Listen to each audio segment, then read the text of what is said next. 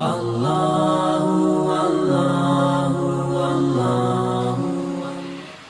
تبارک و تعالیٰ کے ساتھ بندے کا جو رشتہ ہے وہ بندگی کا رشتہ ہے۔ اللہ تبارک و تعالیٰ اولاد سے پاک ہے، نکاح سے پاک ہے، شریک سے پاک ہے۔ اس کے ساتھ کسی کا کوئی اور رشتہ، کوئی اور تعلق، اس کے ساتھ جو بندے کا تعلق ہے اسے کوئی اور نام نہیں دیا جا سکتا، ایک ہی نام ہے اور وہ ہے بندے کا خدا سے رشتہ ہے، بندگی کا رشتہ ہے۔ اور یہ اتنا باکمال رشتہ ہے، اتنا باکمال رشتہ ہے کہ میرے رسول پاک علیہ السلام نے اس لفظ کو اختیار نہیں فرمایا، حضور نے اس لفظ کو پسند فرمایا۔ حضور نے اپنے لیے اس لفظ کو پسند فرمایا۔ حضور فرماتے ہیں مجھے میرے رب نے اختیار دیا تھا کہ میں نبی اور بادشاہ بن جاؤں۔ حضرت یوسف نبی بھی تھے، بادشاہ بھی تھے، حضرت سلیمان نبی بھی تھے، بادشاہ بھی تھے۔ تو حضور فرماتے ہیں مجھے اختیار دیا گیا نبی اور بادشاہ بننے کا، تو میں نے کہا مولا نہیں، تو بادشاہت رہنے دے، تو مجھے نبی اور بندہ بنا لے، تو مجھے نبی اور اللہ کرے آپ کو بھی وہ لذت حاصل ہو جو حضور بیان فرما رہے ہیں، اللہ کرے آپ کو وہ کیف، وہ سرور حاصل ہو۔ اقبال کہتے ہیں متاع بے بہا ہے درد و سوز آرزو مندی، مقام بندگی دے کر نہ لو شان خدا بندی۔ اقبال کہتے ہیں اگر ساری دنیا کی تجھے بادشاہی مل دے تو ٹھوکر مار دینا، ساری دنیا کی بادشاہی سے بہتر ہے رب کا بندہ بن جانا۔ مقام بندگی میں لذت بڑی ہے، اس میں سرور بڑا ہے، اس میں کیف بڑا ہے۔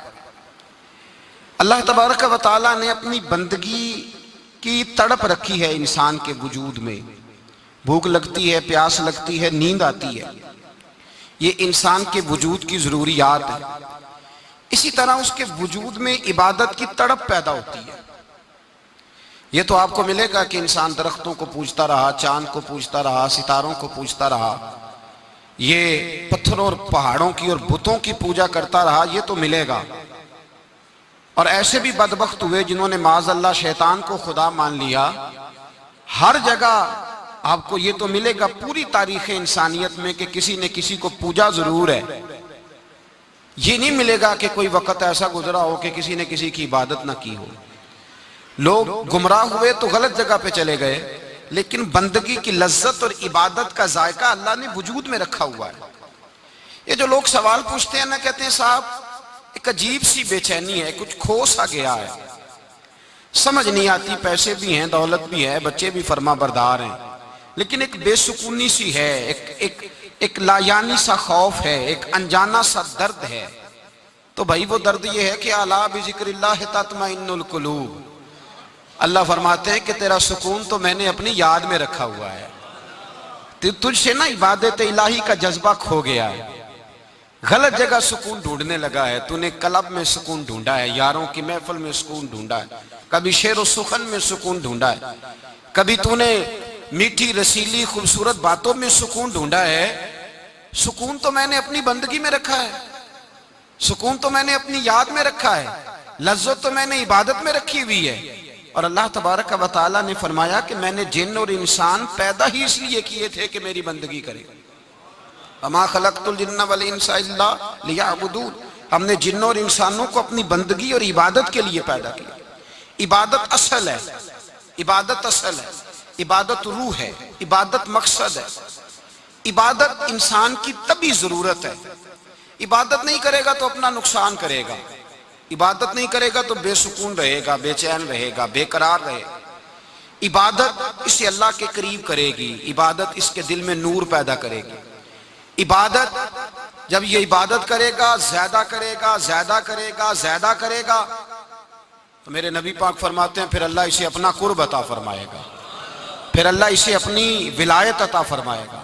اب تو لوگ بھاگتے ہیں نا، نماز سے بھاگنے والا ولی بن گیا ہے۔ اب آدمی جو تھوڑا سا پابندی جس کے لیے مشکل تھی وہ ملنگ بن گیا ہے، اور لوگ بھی ولایت کا درجہ اس کے لیے ڈھونڈنے لگے ہیں۔ جو آدمی زیادہ تر مجذوب رہے، حالانکہ صوفیاء کہتے ہیں کہ مجذوب تو ولایت میں چھوٹا درجہ ہے، اس لیے کہ وہ تو صرف اپنے جوگا ہے، ولایت کا اعلیٰ درجہ تو وہ ہے جو اپنی بھی بات کرے اور مخلوق خدا کی رہنمائی بھی کرے، وہ بڑا درجہ۔ عبادت کثرت کے ساتھ کرنے کی وجہ سے بندہ اللہ کے قریب ہوتا ہے اور ولی بنتا ہے۔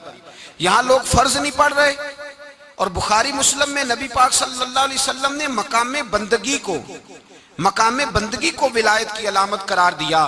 میرے مصطفیٰ کریم علیہ السلام نے فرمایا اللہ کا بندہ نفل پڑھتا رہتا ہے، عبادت کرتا رہتا ہے، راتوں کو جاگتا رہتا ہے، ساون کی کالی راتوں میں۔ ساون کی، یہ پتہ شاعر نے کیوں کہا ہے؟ رات ٹھنڈی ہو تو نیند زیادہ آتی ہے۔ ساون کی، کہتے ہیں ساون کی کالی راتوں میں جب بوندا باندی ہوتی ہے، وہ راتوں کو اٹھ اٹھ روتے ہیں جب خلقت ساری سوتی ہے۔ ساون کی کالی راتوں جب بوندا باندی ہوتی ہے، وہ راتوں کو اٹھ اٹھ روتے ہیں جب خلقت ساری۔ میاں صاحب نے بھی اس پر تبصرہ کیا ہے۔ میاں صاحب رحمت اللہ علیہ فرماتے ہیں رات پوے تے بے درداں نو نیند پیاری آوے۔ رات پوے تے بے درداں نو نیند پیاری آوے، تے درد منداں نو یاد سجن دی ستیاں بھی آن جگاوے۔ درد منداں نو یاد سجن دی ستیاں بھی، اٹھو تہجد کا ٹائم ہو گیا، اٹھو صلاۃ اللیل کا ٹائم ہے، اٹھو تراویح پڑھنی۔ رات پوے تے بے درداں نو نیند پیاری آوے، درد منداں نو یاد سجن دی ستیاں بھی آن جگاوے۔ میرے رسول پاک صلی اللہ تعالیٰ علیہ وسلم فرماتے ہیں یاد رکھو، اللہ کا بندہ نفل پڑھ کے، صلاۃ اللیل پڑھ کے، اشراق پڑھ کے، اوابین پڑھ کے، نفل پڑھ کے اللہ کے قریب ہوتا ہے۔ اور رب فرماتا ہے جب میرا بندہ نفل پڑھ پڑھ کے میرے قریب ہوتا ہے، تو یہ بخاری مسلم ہے، بخاری مسلم۔ اگر کسی کے شرک کو غش آنے لگ جائے تو وہ بخاری مسلم جا کے پڑھے۔ اگر کسی کو دقت ہونے لگ جائے نا، پریشانی بڑی جلدی ہوتی ہے لوگوں کو، بخاری مسلم ہے۔ حضور صلی اللہ علیہ وسلم فرماتے ہیں، رب فرماتا ہے میرا بندہ جب کثرت سے نفل پڑھتا ہے تو میرے قریب ہو جاتا ہے، اتنا قریب ہوتا ہے کہ میں اپنے بندے کی زبان بن جاتا ہوں۔ کون کہہ رہا ہے؟ زبان کس کی بنتا ہے؟ بھائی ادھر فتویٰ دینا، ادھر نہ دینا، ادھر فتویٰ دینا۔ کہا میں اپنے بندے کی زبان بن جاتا ہوں جس سے وہ بولتا ہے، میں اپنے بندے کے کان بن جاتا ہوں جس سے وہ سنتا ہے، میں اپنے بندے کے ہاتھ بن جاتا ہوں جس سے وہ پکڑتا ہے، میں اپنے بندے کے پیر بن جاتا ہوں جس سے وہ چلتا ہے۔ پھر سنتا کس طرح ہے کہ مرید پاکستان میں پکارتا ہے تو غوث اعظم بغداد میں سنتے ہیں، پھر اس طرح سنتا ہے۔ پھر وہ بولتا کس طرح ہے کہ وہ حضرت ابراہیم خلیل اللہ کعبے کی چھت پہ چڑھ کے آواز دیتے ہیں تو اللہ روحوں تک آواز پہنچا دیتا ہے۔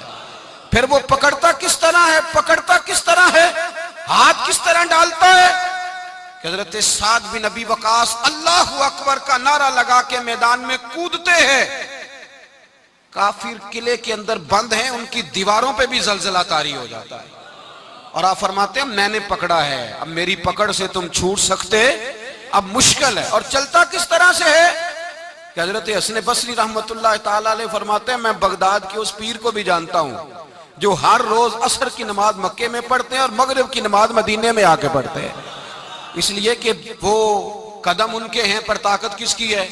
میں نے بخاری مسلم پیش کی۔ لیکن یہ ملتا کسے ہے؟ کسے ملتا ہے؟ جو فجر کے وقت بھی کہے کہ میں کعبے پڑھ کے آیا ہوں، سویا رہے، زور کے وقت بھی لیٹا ہو وہ کہتا ہے نہیں میں نے بیت المقدس میں پڑھی ہے، اور مغرب کا وقت ہو تو کہے نہیں میں تو پڑھ آیا ہوں جا کے حرم شریف میں۔ او خدا کے بندے، حضور نے فرمایا جو فرض کے علاوہ نفل کی کثرت کرے پھر اس کی مقام بندگی اس مقام کو پہنچ جاتی ہے کہ جو وہ کہہ دیتا ہے وہ ہو جاتا ہے، جو اس کے منہ سے نکل جاتا ہے رب ایسا کر دیتا ہے۔ یہ تب ہوتا ہے جب بندگی اسے نصیب ہو، جب وہ اللہ کا بندہ ہو۔